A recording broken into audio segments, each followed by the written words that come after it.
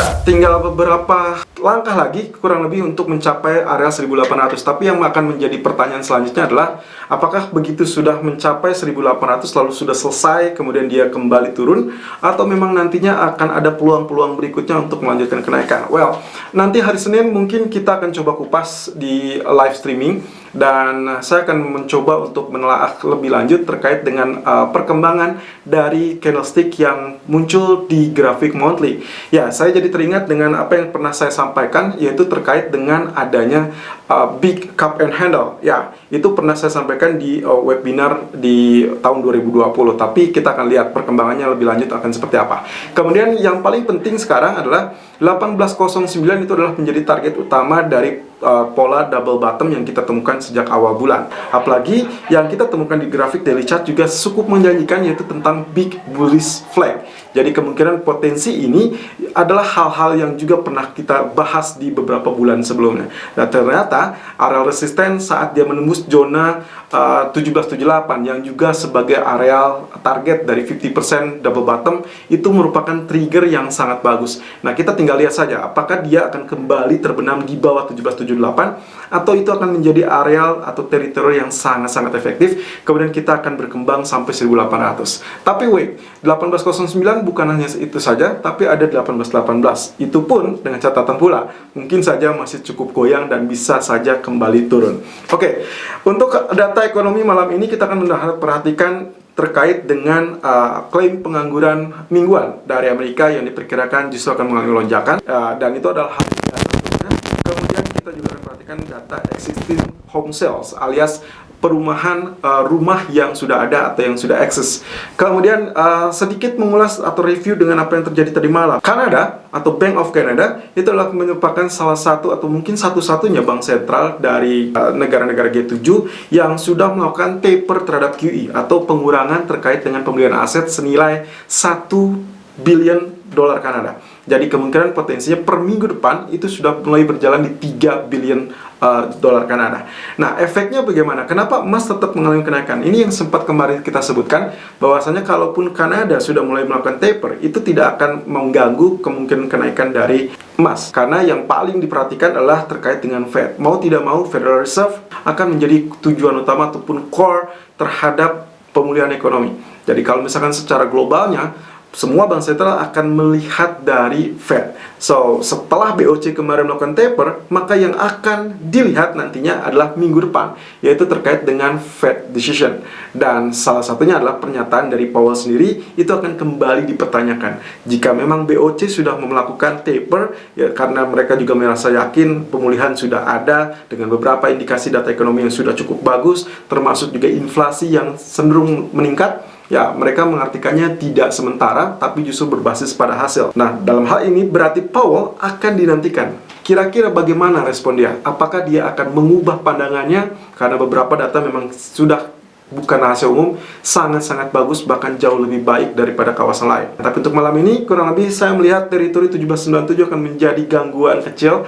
Jadi kalau misalkan itu ditembus, terutama untuk Anda yang saat melihat video ini sudah berada di teritori 1797, lalu kemudian di spike lagi, maka sebetulnya Anda bisa follow buy, karena itu adalah area resisten yang sangat-sangat dinantikan. Termasuk juga zona 1800. Tapi hati-hati kalau dia sudah mengalami kenaikan kurang lebih teritori 1809 atau 1810, karena kemungkinan agak sedikit retest di situ. Dan kalaupun supportnya, saya rasa area 1778 yang tadi sempat saya sebutkan di menit awal, itu akan menjadi kriteria yang paling pantas untuk meninjau apakah dia akan kembali tergelincir lebih dalam apa tidak. Kita lihat technical view 22 April 2021, Irfan untuk Agrodana. Technical Outlook 22 April 2021 jam 11:27 waktu Indonesia bagian Barat. Kembali dengan Outlook dari DXY, lalu dilanjutkan dengan Treasury Yield dan juga pasar obligasi. Oke, kali ini datang dari daily chart, di mana potensi candlestick yang kemarin memang sempat spike, lalu kemudian ternyata ditutup kembali dengan bearish candle. Dan ini berarti menandakan tail yang kemarin terjadi bisa kita asumsikan sebagai spike ataupun pullback ya. Walaupun sesaat, jadi kemungkinan potensi panah biru ini meskipun dia tidak mencapai area target tengah, tapi tidak apa-apa. Saya asumsikan ini selesai, lalu kemudian bisa saja kita asumsikan ini adalah bagian right shouldernya, walaupun sangat tipis ya. Apapun itu, kalaupun misalkan kita tidak mengasumsikan terkait dengan head and shoulder, tetap saja kita memandangnya sebagai teritori penurunan. Ya, Anda bisa lihat di sini candlestick menunjukkan kembali shooting star, berarti seharusnya hari ini akan terjadi pelemahan. Nah, di sisi grafik 1 jamnya jauh lebih kentara, lebih kelihatan lagi. Kemarin kita memprediksikan kurang lebih akan mencapai resisten kedua. Ternyata rebound hanya mencapai resisten pertama, lalu kemudian dia tertahan dan kembali tersungkur. Nah, sekarang dia sedang berada di area support ini.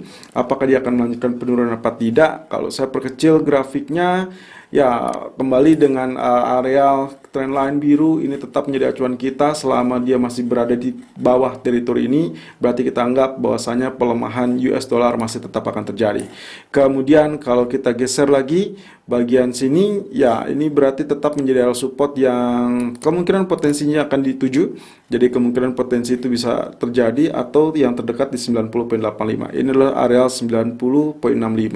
Oke, jadi kita sudah mendapatkan satu area, kita tinggal pindahkan panahnya untuk potensi yang memungkinkan untuk terjadi. Ya, jadi saya rasa kita tidak akan melihat area kenaikan, ya. Walaupun saya mungkin bisa saja ini kita asumsikan ada kemungkinan naik dulu lalu turun atau memang dia langsung turun. Jadi di teritori tengah ini masih akan tetap menjadi area kewaspadaan. Tapi secara keseluruhan pelemahan dolar kemungkinan masih bisa tercipta. Nah, di sisi treasury yield sendiri ini persis dengan apa yang kemarin kita gambarkan, walaupun ada satu skenario di mana kemarin kita skenariokan ada mini atau small bearish rectangle. Ternyata itu tidak terjadi karena dia spike. Kemudian spike-nya itu berarti menuju kepada skenario kedua.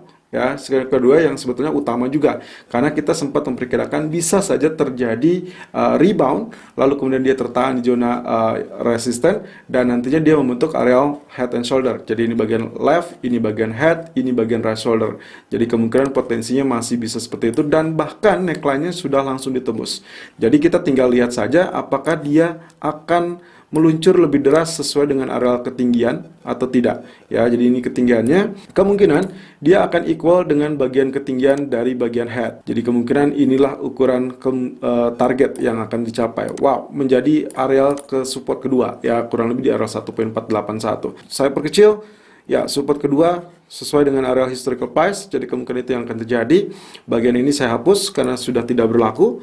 Jadi sering-sering Anda memperhatikan grafik Anda, kalau memang sudah ditembus itu berarti tidak berlaku. Kemudian kalau kita lihat dari grafik daily, ini menunjukkan kategori sangat-sangat besar kemungkinannya peluang untuk area double top kembali berlanjut.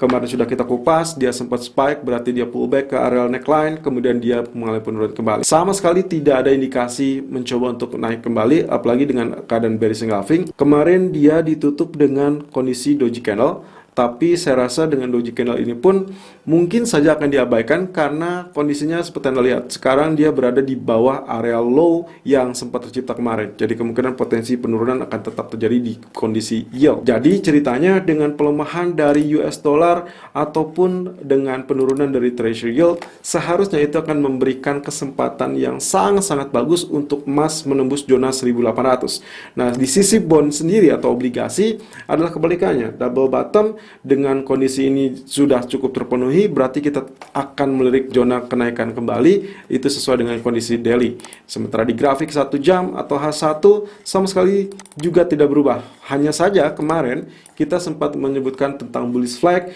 yang ternyata sempat muncul ke area bawah, lalu kemudian kembali naik dan kita asumsikan ini false. Ada 2 kali false yang terjadi. Ya, apakah ini kita asumsikan tetap sama? Oke, kita untuk asumsikan sementara waktu ini masih tetap dalam koridor bullish flag atau bullish rectangle. Jadi kemungkinan targetnya masih belum selesai dan dia baru mencapai, ya kurang lebih mungkin ini adalah sepertiga dari target utamanya, karena target utamanya akan mencapai area resisten kedua. Jadi ini ada kemungkinan tertahan di resisten pertama, sangat wajar. Nantinya ekspektasinya yang paling normal sebetulnya dia akan terjadi koreksi. Koreksinya mungkin ada pullback sehingga area ini, atau mungkin hanya ya relatif sesaat ya.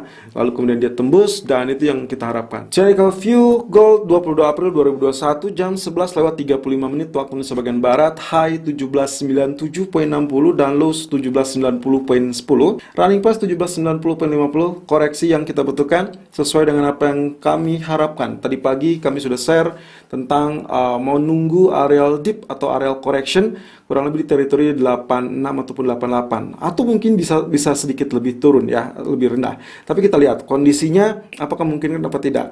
Pertama, kabar terbaiknya adalah dia sudah bisa menjauhi areal trendline atau kita sebutnya ini trend channel, dan saya coba perkecil dulu untuk menunjukkan suatu hal yang cukup menarik dan juga mengungkit apa yang sempat kita ulas. Beberapa waktu yang silam saya sempat menyebutkan terkait dengan big bullish yang kemungkinan akan terjadi kalau dengan catatan resisten bisa ditembus. Beberapa kali dia sempat terjadi, ini adalah false signalnya atau false breakoutnya karena dia kembali terbenam, lalu kemudian usaha demi usaha gagal kembali dan akhirnya terbenam sampai zona 1676, dan kali ini dia berhasil menembus zona trendline tersebut. Nah, ini artinya kalau kita sebutkan bahwasanya dari bagian ini saja ya, ini areal trend besarnya naik, lalu kemudian ada faktor correctionnya, dan kita sudah membuat areal Fibonacci retracement sangat bagus. Dia tertahan di teritori antara 61.8% ataupun 76.4%, bahkan nempel juga di areal garis ini ya. Jadi ini kemungkinan potensi yang sangat bagus, dan artinya kembali kalau misalkan ini ternyata sudah ditembus, otomatis berarti bullish flag-nya, big bullish flag yang Anda lihat di sini itu relatif akan terjadi. Jadi penembusan zona 1778 ataupun 1780 itulah sebagai triggernya.